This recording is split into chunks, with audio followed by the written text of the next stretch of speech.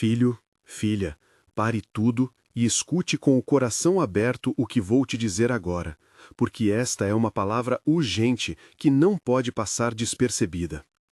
Irmão, irmã, se o peso da madrugada tem sido seu companheiro, fica comigo até o fim, porque o que eu trago é direto do Senhor. Hoje, eu, o Senhor, estou falando com você através de uma voz que deseja trazer cura, restauração e direção para o seu lar.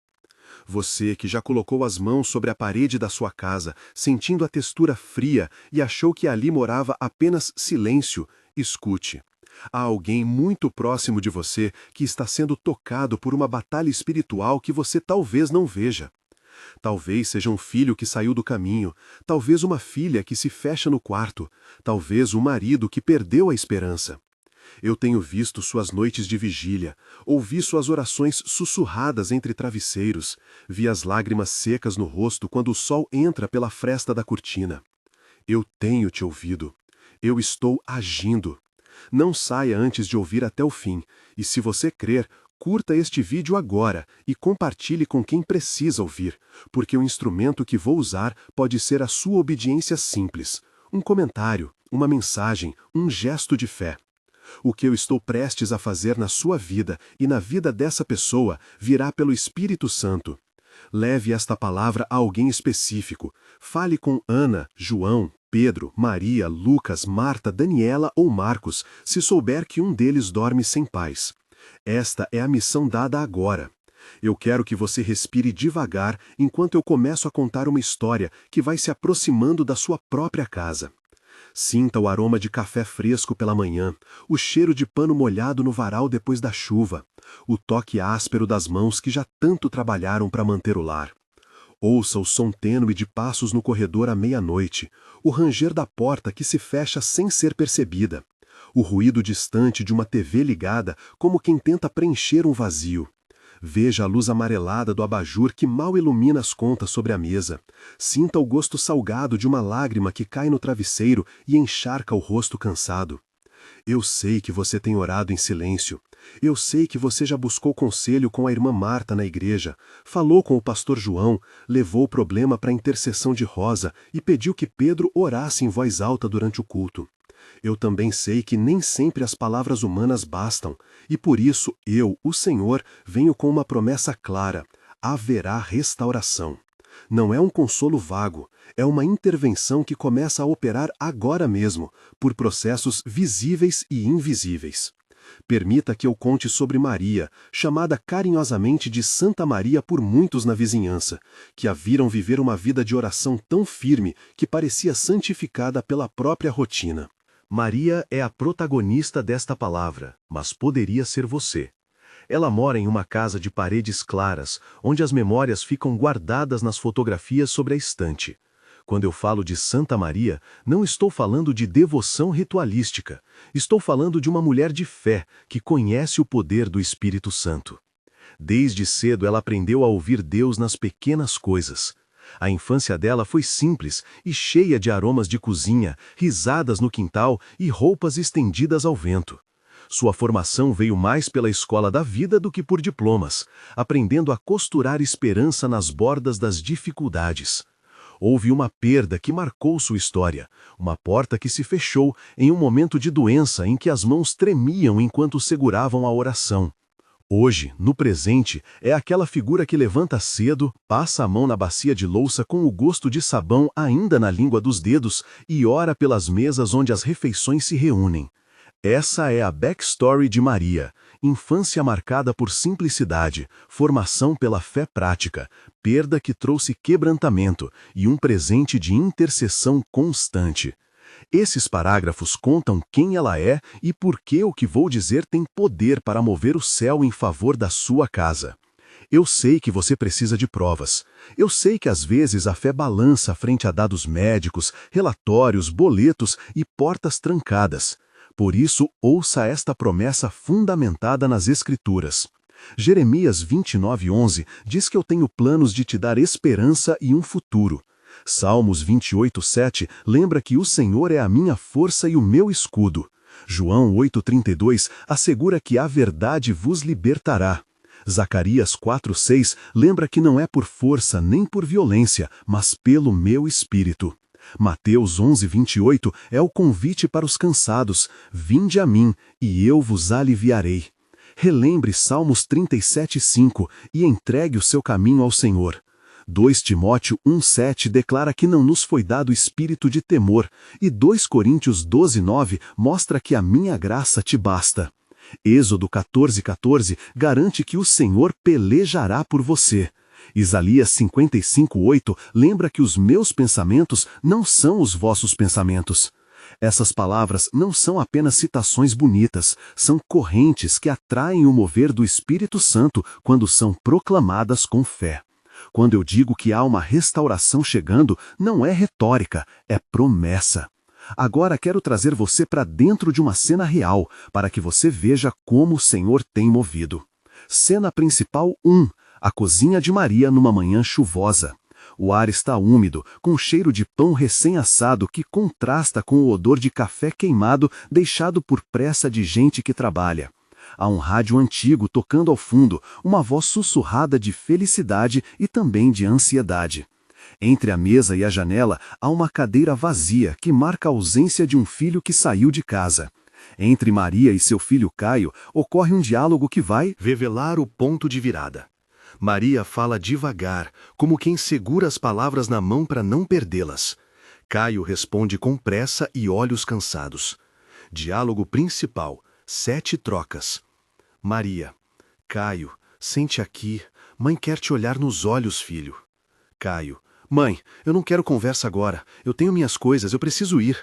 Maria: Eu sei que você acha que consegue sozinho, mas tem algo em mim que diz que não é caminho certo, filho. Caio: Você sempre acha que sabe de tudo, mas não entende o que eu passo, mãe. Maria: Eu entendo mais do que imagina. Eu senti seu passo tarde da noite, ouvi seu telefone desligar, senti o cheiro de fumaça na sua jaqueta. Mãe, não traz isso aqui, não quer que eu me sinta pior. Não é para te julgar, é para te trazer de volta. Eu oro por você toda a madrugada. Eu colo minhas mãos na sua foto e peço ao Senhor. Caio: Eu sei que você ora, mas às vezes a fé não basta, mãe. A fé é uma porta, filho, e o Senhor tem as mãos para abrir o que está fechado. E se a porta não abrir, eu não aguento mais promessas vazias. Maria: Não conte com promessas vazias, conte com aquele que cumpre as promessas. Quando Maria fala, repare nas descrições sensoriais que compõem a cena. O gosto amargo do café queima na língua. O som de chuva no telhado criando um compasso com o batimento do coração. A textura áspera no panfleto de ofertas nas mãos de Caio. A luz difusa refletindo no copo de água. O aroma de sabão das toalhas secas. Essa cena traz evidências táteis e auditivas que tornam um momento real para você que escuta. Cena secundária com diálogo menor, pelo menos 4 trocas, acontece na pequena sala onde Rosa, amiga de Maria, e o pastor João conversam depois do culto. Rosa quer conselhos práticos, João traz palavras de direção. Rosa: Pastor, Maria está muito preocupada com o Caio. João: Diga a ela para segurar firme na oração, Rosa. Mas e se ela precisar de uma intervenção mais concreta? João: Chame a comunidade, organize intercessão, peça para Pedro e Ana visitarem, leve esse caso à oração da quarta-feira. Rosa: Vou chamar Marta para cozinhar e trazer pão, e Daniela para buscar o Caio e conversar. João: Excelente, a igreja age em conjunto. Nesta cena, sentimos o cheiro do incenso discreto do culto, a textura do banco de madeira onde eles se sentam, o sussurro de passos no corredor, o gosto do pão abençoado após a oração e o calor humano nas mãos dadas ao final. A ação comunitária começa a se articular. Enquanto as cenas se desenrolam, deixa eu explicar um processo técnico que pode aparecer quando lidamos com diagnósticos ou tratamentos, sempre em linguagem acessível. Se houver um diagnóstico médico na história, por exemplo um exame de imagem ou um laudo clínico, o procedimento que ocorre normalmente envolve: primeiro, a coleta de dados clínicos e exames. Segundo, a interpretação por um especialista que explica em termos simples o que os resultados podem significar. Terceiro, a elaboração de um plano de tratamento que pode unir medicina, terapia e cuidado espiritual. Esse procedimento exige coordenação entre médico, família e rede de apoio, com consultas regulares e avaliações de progresso. Em linhas gerais, o processo é feito com empatia, explicações claras e acompanhamento contínuo, para que a fé caminhe junto com a ciência sem confusão. Agora eu preciso que você pare um pouco e escreva nos comentários: "Eu creio no plano de Deus" ou "Eu confio no agir de Deus". Faça isso agora se o peso desta mensagem tocou seu peito. Se quiser, escreva também o nome da pessoa por quem você está orando. Ao declarar essa frase, você não apenas afirma algo simbólico, você abre uma porta de intercessão pública que encoraja outros. Lembre-se, o ato de declarar cria comunidade. Quando pessoas como Marta, Pedro, Rosa e Lucas leem sua declaração, elas se unem em oração com você. Isso é importante porque a fé pública gera movimento. Agora continue comigo, porque ainda há revelações que podem ser a resposta que alguém tem buscado. Voltando à narrativa, quero detalhar 5 personagens secundários que terão papéis específicos nesta história e que podem ser encontrados também na sua comunidade. Pastor João é o líder que ora e organiza a igreja. Ana é a vizinha que traz alimento e cuidado prático. Pedro é o irmão de fé que visita e conversa. Marta é a serva que lidera a cozinha e as reuniões de oração. Lucas é o jovem que, por sua vez, traz uma perspectiva de reconciliação entre gerações. Daniela é a adolescente que chama a atenção ao trazer mensagens sinceras de perdão. Marcos é o tio que oferecerá uma oportunidade de trabalho. Rosa é a intercessora que mantém a lista de pedidos na igreja. Cada um desses nomes aparece em ações concretas. João convoca a vigília. Ana prepara um almoço para a família. Pedro senta ao lado do filho e fala da misericórdia. Marta organiza uma visita semanal. Lucas se encontra com o filho distante no parque para conversar. Daniela escreve uma carta que será lida na reunião. Marcos oferece uma chance no seu pequeno negócio. Rosa acende uma vela durante a oração de meia-noite. Essas pessoas não são apenas nomes, são instrumentos de mudança. Chegamos a momentos de tensão que precisam ser vividos para haver transformação. Momento de tensão 1.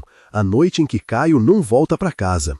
O relógio marca 2h30, o telefone de Maria toca e cai na caixa postal, a respiração dela fica curta, a memória da infância aperta o peito e a decisão que está diante dela é: se chama a polícia ou espera pelo mover do Senhor.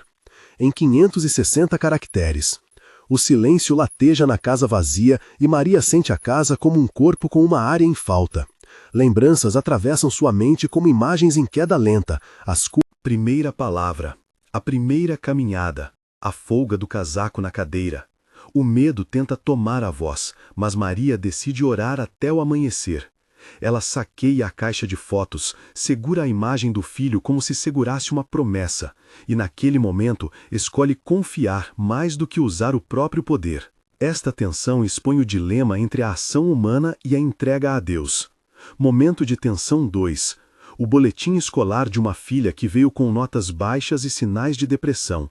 Em 540 caracteres. A folha de papel cai sobre a mesa e a tinta parece gritar. Os olhos da mãe cruzam com os da filha e há um vazio escrito em lápis. Memórias de promessas quebradas e sonhos adiados invadem a sala. O culpado é procurado em rostos, mas a decisão é de encobrir com paciência, de não gritar, de ajoelhar. A mãe percebe que a restauração não será imediata, que haverá processo, e aceita o ritmo lento do trato do Senhor. Momento de tensão 3. A oferta de trabalho que poderia exigir compromissos contrários à fé. Em 580 caracteres. Marcos oferece um emprego que poderia resolver as contas, mas há uma condição que fere a consciência. O dilema se apresenta como uma porta dourada, com um piso dourado. A família respira como quem segura um mergulho. O relógio marca um momento da resposta. Alguns sugerem aceitar por necessidade, outros lembram das palavras de Zacarias 4:6. A tensão é entre sobrevivência e fidelidade. A decisão será feita na oração conjunta e um novo caminho inesperado começará a se abrir. Esses momentos de tensão são pontes para decisões que mudarão os rumos. Em cada um deles vemos memórias que cortam e também decisões que curam. A sua casa também tem momentos assim. Talvez hoje você viva um deles, talvez tenha vivido. Não desista agora. Eu estou agindo. Agora volto ao aspecto prático da fé. Como orar por restauração quando tudo parece sem resposta? Primeiro, escolha um momento de silêncio, preferencialmente pela manhã cedo ou à noite quando a casa se aquieta. Segundo, respire profundamente e confesse a sua necessidade ao Senhor com palavras simples. Terceiro, declare versículos que trazem promessa, como Jeremias 29:11 e Salmos 37:5. Quarto, envolva pelo menos 2 testemunhas que possam orar com você, porque a concordância multiplica. Quinto, haja com passos concretos, uma visita, uma ligação, um cartão escrito à mão. Esses passos unem a oração à ação. Quando eu digo que retires a mão do problema e a entregues, não é para você permanecer inerte, mas para agir com a calma que vem da confiança. Permita que eu traga um caso concreto que pode espelhar a sua vida. Caso 1, sobre emprego e portas fechadas. Lucas perdeu o emprego e passou semanas olhando para anúncios, sentindo o sabor metálico do medo. Ele conversou com Maria, passou por entrevista após entrevista, ouviu não tantas vezes que a esperança parecia amortecer na garganta. Em uma manhã chuvosa, ele recebeu um telefonema de Marcos, oferecendo uma oportunidade, mas com um dilema ético. Diálogo expandido principal entre Lucas e Marcos, 7 trocas. Lucas: tio, obrigado pela chance, mas preciso saber sobre as condições do trabalho. Marcos: neto, é honesto. É um empreendimento pequeno, mas há tentação de atalhos. Eu não quero atalhos, tio. Prefiro honrar meu trabalho. Então vamos ajustar tudo. Eu não aceitarei nada que contrarie sua fé. Mas e as contas? Como vamos segurar essa pressão? Vamos ajustar o fluxo. Eu pago uma parte. Lucas: e a reputação? Eu não quero manchar meu nome por necessidade. A reputação se preserva com coragem, e coragem é feita de escolhas. Então eu tope, com oração e com compromisso. Essa cena tem descrições sensoriais.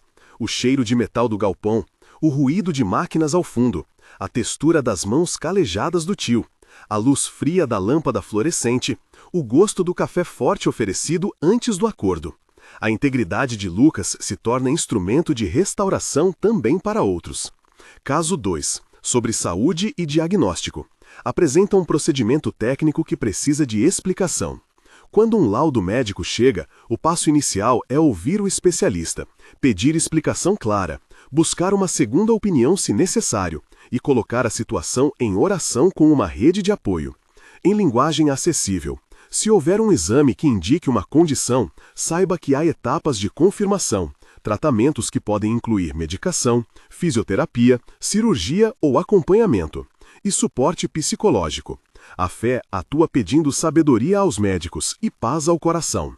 Em 300 caracteres, o tratamento combina ciência e fé, com consultas regulares, exames de controle e apoio espiritual que fortalece a esperança. Pergunte sempre sobre prognósticos claros e alianças de cuidado. Não abandone o acompanhamento humano enquanto confia no Senhor. Agora, quero que você visualize uma jornada de 1 mês, 3 meses e 6 meses, porque o Senhor trabalha no tempo certo, e eu preciso te dar um panorama que fortaleça a sua esperança com sinais concretos. Epílogo 1 mês depois. Texto de aproximadamente 700 caracteres. 1 mês se passou desde aquela conversa na cozinha. Ainda há dias de incerteza, mas já se nota a mudança. Caio chegou 2 vezes para almoçar, ficou até tarde, e uma madrugada ele atendeu ao telefonema de Maria. O clima do lar tornou-se mais leve, com menos portas batendo com raiva e mais portas se abrindo para diálogo. A comunidade fez uma vigia. João conduziu uma oração pública, Marta organizou um jantar e Ana trouxe bolos. Pequenos sinais apareceram. Uma carta lida na igreja, um pedido de perdão sussurrado, um café tomado juntos. As contas ainda existem, mas a tranquilidade voltou a morar em algumas horas do dia. O Espírito Santo já tocou corações e a casa respira diferente, mais aberta ao perdão. Epílogo 3 meses depois, aproximadamente 750 caracteres. 3 meses se passaram e as mudanças ganharam consistência. Caio começou a participar das reuniões de jovens com Lucas e teve uma conversa pública de arrependimento que levou outros a se emocionarem. A filha, com notas baixas, recebeu ajuda de Daniela para organizar estudos e uma professora a apoiou com reforço. Marcos formalizou a oferta de trabalho para Lucas, agora com valores honestos e horários cristãos. A família passou a se reunir aos domingos com mais frequência e as palavras de Espírito Santo começaram a moldar decisões. Não que tudo esteja resolvido, mas as feridas começaram a cicatrizar e as ações práticas deram asas à oração. Uma vizinha, Rosa, testemunhou na reunião que viu porta se abrir que antes estava trancada. Epílogo, 6 meses depois, cerca de 820 caracteres. 6 meses se passaram e a transformação é palpável. A casa, que antes rangia de tensões, agora tem um quadro novo na parede com fotos da família reunida em um almoço onde se cantou e se chorou de alegria. Caio está empregado em um trabalho que respeita seus limites e aceita que ele frequente a igreja. A filha retornou ao ciclo de estudos com notas que subiram e o tratamento recomendado na avaliação médica teve resultados positivos. A comunidade continuou a segurar a família em oração e o testemunho de Maria se espalhou por outras casas, encorajando quem vive situação semelhante. Pessoas como Ana, Pedro, Marta e Lucas viram o mover do Senhor refletido em pequenas vitórias diárias. A verdade é que muitas portas se abriram no tempo certo, não por força humana, mas pelo agir do Espírito Santo em corações que se renderam. Durante esse percurso, surgiram ainda outros momentos de tensão que merecem atenção, cada um com cerca de 500 a 600 caracteres, mostrando conflito, memórias e escolha. Momento de tensão 4. A oferta de perdão que temeríamos dar, em cerca de 540 caracteres. O perdão parecia um salto no escuro. Quando a pessoa ofendida considerou perdoar, memórias afloraram como ondas frias. A imagem do dano cortava como navalha, mas ao lembrar das palavras de Mateus e do próprio exemplo de Jesus, a escolha foi feita. O perdão foi oferecido, não como esquecimento, mas como ato de libertação para quem perdoa. O peso na alma diminuiu e um novo passo foi dado. Momento de tensão 5. A doença que ameaça os planos. Em 560 caracteres. Um diagnóstico chegou e com ele a tentação do desespero. Laudos, termos técnicos e uma agenda de consultas fizeram a casa viver em suspenso. Havia medo de perder tempos, sonhos, festas. Mesmo assim, a família uniu as mãos, citou salmos e pediu discernimento ao Senhor. A decisão foi investir amor e cuidado, aceitar tratamento e orar por sobrenatural, deixando espaço para o milagre. Essas tensões mostram que a fé é construída na escolha diária. Agora, antes de concluir, volto ao pedido prático. Inscreva-se no canal se deseja continuar recebendo palavras que restauram. Se esta palavra tocou seu coração, clique em inscrever-se, porque traremos sempre estudos bíblicos, orações guiadas e testemunhos que edificam. Se quiser participar ativamente, comente agora. Eu creio no plano de Deus e escreva o nome daquela pessoa que precisa ouvir esta mensagem. Compartilhe este vídeo com alguém específico. Envie para Ana, Pedro, Lucas, Marta, Daniela, Marcos, Rosa ou para quem você ama, porque sua ação pode ser o instrumento que Deus escolhe para operar. Se puder, deixe também um pequeno testemunho abaixo quando ver a mão do Senhor agindo, pois isso fortalecerá outros. Recapitulo agora o essencial desta palavra. Não desista. O que parece perdido está sendo preparado para renascer. Deus é fiel e o Senhor não falha. A intervenção que prometi virá pelo Espírito Santo e você é convidado a cooperar com passos práticos, orar, declarar versículos, reunir pessoas de fé e agir com integridade. Lembre-se das promessas, Jeremias 29:11, Salmos 28:7, João 8:32, Zacarias 4:6, Mateus 11:28, Salmos 37:5, 2 Timóteo 1:7, 2 Coríntios 12:9, Êxodo 14:14 e Isaías 55:8. Confie nelas, elas são âncoras para a alma. Ao final, repito, escreva nos comentários a frase "Eu creio no plano de Deus" ou "Eu confio no agir de Deus" e compartilhe este vídeo com pelo menos uma pessoa que você sabe que precisa. A sua atitude pode ser o canal através do qual o Senhor restaura lares, cura feridas e abre portas. Hoje, eu declaro que uma nova página está sendo escrita na sua história. Talvez você não veja ainda todas as letras, talvez o texto ainda esteja sendo composto, mas a caneta do Senhor já desenha trajetórias de vitória. Permaneça em oração, permaneça na comunhão, permita-se ser instrumento. Aquele que peleja por você não dorme. Não desista agora, a sua casa pode respirar de novo. Que o Senhor te abençoe e que o Espírito Santo confirme esta palavra no seu coração. Compartilhe, comente, inscreva-se e volte para nos contar como o Senhor agiu. Hoje, sua vida e a vida daqueles que você ama serão alcançadas pelo meu poder. Eu estou agindo, não é por força nem por violência, é pelo meu espírito.